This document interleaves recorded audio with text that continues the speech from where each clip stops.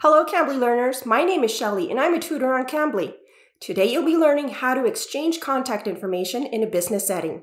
Let's begin. There are many instances in which you would likely exchange contact information, such as when you meet new or potential clients. You might also exchange contact details at other events, such as job fairs and trade expos. Whatever the case may be, here are some phrases that will help you either request or offer contact details. Let's say that you have just met a new potential client and you want to further develop the business relationship and keep in touch. You may use phrases such as, "How can I reach you?" or "How can I get a hold of you?" Both of these phrases simply mean, how can I contact you in the future? Or you may also be direct and just say, "May I have your contact information?" If you're part of a professional social network, you may ask something like, "Are you on LinkedIn?" Now, what if you want to offer your details? You can say things like, "Here's my number," "Here's my email address," or you can simply say, "Here's my business card." Most business cards will contain all of the information that you could possibly need, such as name, job title, phone number, email address, website, and perhaps even a QR code. But what if you're on the phone and you can't physically hand the other person your card? Well, then you're going to have to exchange your contact information verbally. Let's start with phone numbers. This is what a typical US number looks like. Even though each country has its own specific format, in English, we would read them all the same. For example, each number is read individually like this: 788-123-0123. Wait a second, did I just slip a letter into that phone number? I did actually. In English phone numbers, the number 0 can be pronounced 0 or O, with O being the most common. This is not a real number, by the way, so don't try calling. Now let's talk about email addresses and the way certain symbols are pronounced. This symbol towards the middle of a letter is a dash or a hyphen.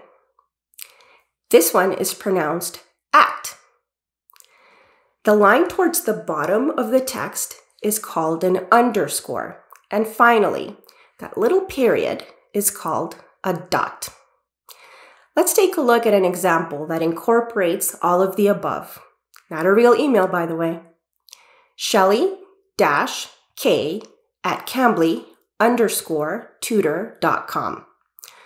Most companies use .com as their domain extension. However, there are some that are country specific and will use .co instead, which is short for company or corporation, followed by a country abbreviation, which is always pronounced with initials. Let's take a look at an example.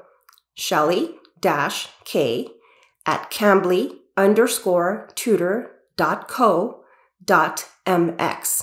The MX in this case stands for Mexico. All right, now let's put your new skills into action.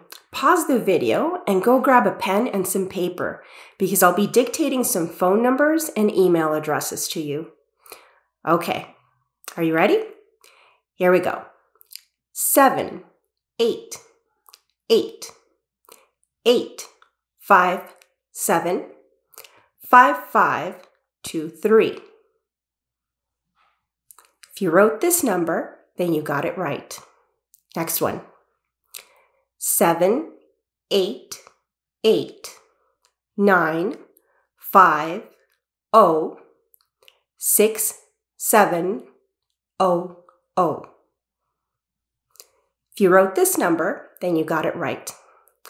One thing I forgot to mention is that when you have two numbers that are the same, you can use the word double before the number. So for example, this number would be 788-950-6700. Now let's move on to email addresses. Since you already know how to spell my name, I'm going to use variations of my email address. Ready? Shelly.k@cambly-tutor.com. If you wrote this email address, Then you got it right. Next email address, tutor_cambly-tutor.co.mx. If you wrote this email address, then you got it right. Well, that's all for today. I hope this lesson has been helpful, and I hope to see you in the next one. For those of you who are unfamiliar with Cambly, let me just tell you that Cambly gives you instant access to friendly native English speakers like me. You can take English lessons anywhere, whether you're on your phone or your computer. Schedule your next business lesson with any of our knowledgeable tutors using the link below. Thank you for watching. Bye-bye.